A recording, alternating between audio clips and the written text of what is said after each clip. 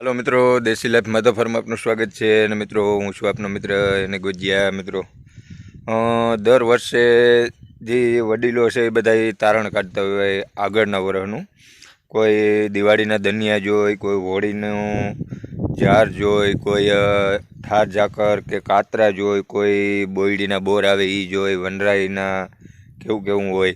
તો હોળીના તારણ જારની તારણ જે કહી એ પ્રમાણે અવાર જાર ઈશાનમાં અથવા ઉગમણી અને અગ્નિ ખૂણામાં વધારે ગઈ। અગ્નિ ખૂણામાં વધારે ગઈ એનું કારણ છે કે થોડુંક ઝાકરી પવન હતો એટલા માટે અગ્નિ ખૂણામાં ગઈ છે।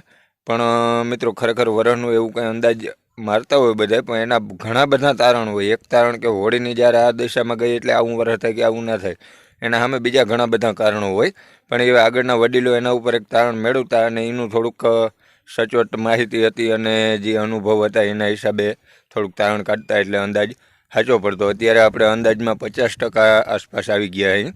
તો મિત્રો અમારા ગામની હોળીની જાર કઈ દિશામાં ગઈ અને કેવી રીતે એનું તારણ આવે છે, પછી કુંભ હોય એ કઈ રીતે પાકે છે અને કેવો પાક્યો છે, કયા દાણા વધારે પાક્યા છે, એના ઉપર ક્યું વાવેતર કરાય, એ બધું આગળના વડીલો અંદાજ કરતા। પણ આપણે ખાલી હોળીની જાર કઈ દિશામાં જાય છે એના વિશે વાત કરી। મિત્રો નવા મિત્રો એવા ચેનલને સબસ્ક્રાઈબ કરી લેજો, વિડીયો ગમે તો લાઇક શેર કમેન્ટ કરજો અને નવા મિત્રો એવા બેલ આઇકન ઓન કરી દેજો જેથી કરીને આપણા નવા વિડીયો મળતા રહીએ। અને મિત્રો અત્યારે વૈજ્ઞાનિક પદ્ધતિથી વધારે તારણ આવે છે એ બધા માન્યતા આપે છે, કારણ કે દેશી તારણ ઉપર અંદાજ સાચો હોય પણ મગજમાં નથી બેસતું અને એ આવડત આખી લુપ્ત થતી જાય છે।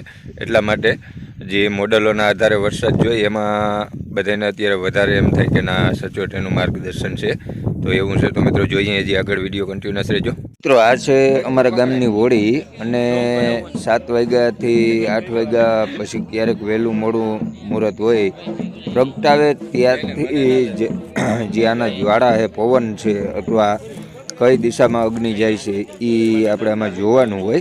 પણ જે આગળના વડીલ હતા એને ખરેખર અંદાજ હતો કે કેટલી વાર સુધી કેમણી જાર જાય અને કઈ રીતે આનું તારણ મેળવવું, એ વધારે અંદાજ એને હતો। તો મિત્રો આજે થોડોક ઝાકરી પવન છે એટલે જાર છે એ અગ્નિ દિશામાં જાય છે વધારે, પણ અગ્નિ દિશામાં જાય એટલે તડકો અને તોફાન ને એવું બધું હોય અને વરસાદ ઓછા વધુ થાય એવું હોય। પણ એક ધારી અગ્નિ દિશામાં જ નથી જતી, ઈશાન દિશામાં જાય છે, અગ્નિમાં જાય છે, પૂર્વમાં જાય છે અને ક્યારેક પશ્ચિમમાં પણ જાય છે। એટલે હાવ એવું સચોટ માન્યતા આપણે રાખી ના શકીએ, કારણ કે બધી દિશામાં પવનના હિસાબે થોડી ઘણી ફરતી હોય। એટલે એવું જે પહેલાં હતા એ વડીલ બધા ખાલી હોળીની જારથી જ મતલબ ના રાખતા કે હોળીની જાર આ બાજુ ગઈ એટલે આવું વરસ થાય કે આવું થાય, એના સામે બીજા બધા તારણને ભેગા કરી અને બધેનું તારણ કાઢી અને એક આખો અનોખો અંદાજ લગાવતા। અને એ અંદાજ લગાવતા એના પહેલાંના વરસમાં જે અંદાજ મુજબ કેટલા ટકા સાચું પડ્યું, કેટલા ટકા ખોટું પડ્યું, એ પ્રમાણે એ તારણ આપતા અને એ પ્રમાણે એ વાવેતરનું આયોજન કરતા। મિત્રો અત્યારે ખરેખર મોડલોના આધારે ઘણું બધું આપણે જાણવા મળે છે।